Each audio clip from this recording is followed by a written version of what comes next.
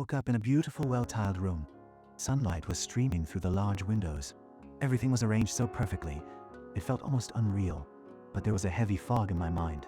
I couldn't remember who I was, not even my name. Panic filled me as I stood up and began to pace. Who am I? How did I get here?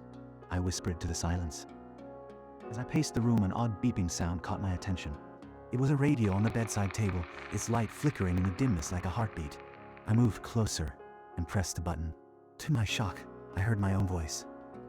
There's a flaw in the design of the room. Find it and remember Clara. I sank into the chair, my mind racing. Who was she? Why did her name stir such deep remorse within me? Hours slipped away as I wrestled with my thoughts.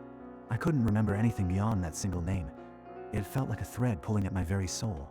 I needed to find this flaw, whatever it was. I tore through the room, rummaging through drawers and scouring every corner. But it was like searching for a ghost. Nothing stood out as flawed. Everything was perfect. Too perfect. Frustrated, I stepped outside the room. The unfamiliar building stretched before me like an endless maze. As I wandered through the building, a wave of nausea hit me.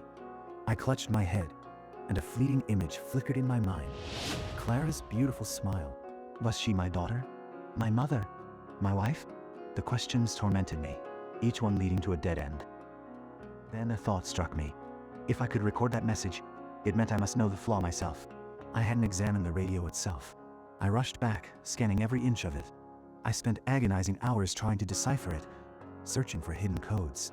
But all I found was despair. Self-doubt crept in, gnawing at my resolve.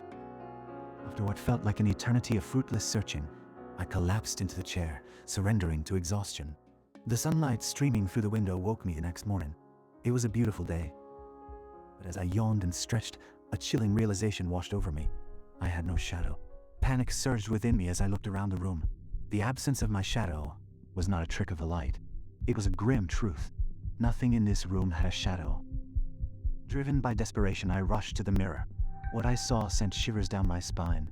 There was a wall clock in the room, and as I looked at its reflection in the mirror, I noticed something horrifying. The clock's hands were moving clockwise. Always clockwise. Yet in the mirror, the reflection should have shown them moving counterclockwise.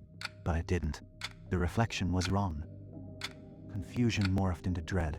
I grabbed the clock and checked the date. October 28th. Perhaps the clock was faulty?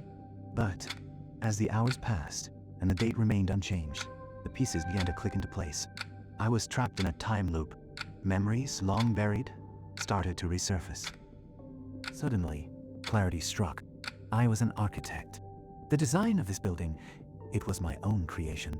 Clara was my wife, and I remembered the day my life shattered. I had been consumed by work, too absorbed in the bridge I was constructing to come home. She had brought me lunch that day. Her laughter was echoing in my ears as we spoke on the phone. But then the ground trembled and I heard the crash. The other side of the bridge collapsed. I was wounded, but she didn't make it. In that moment, I comprehended the truth. I was trapped in my own guilt, imprisoned by the memories of my imperfections. This building, meticulously crafted, was a monument to the life we could have shared, the life I had denied her. I had built this prison of regret, and it was time to break free. With this revelation, the walls around me began to fade. As the world dissolved into light, I finally awoke in a hospital bed. The beeping of machines surrounded me like a haunting symphony. I was alive, but the echoes of Clara lingered.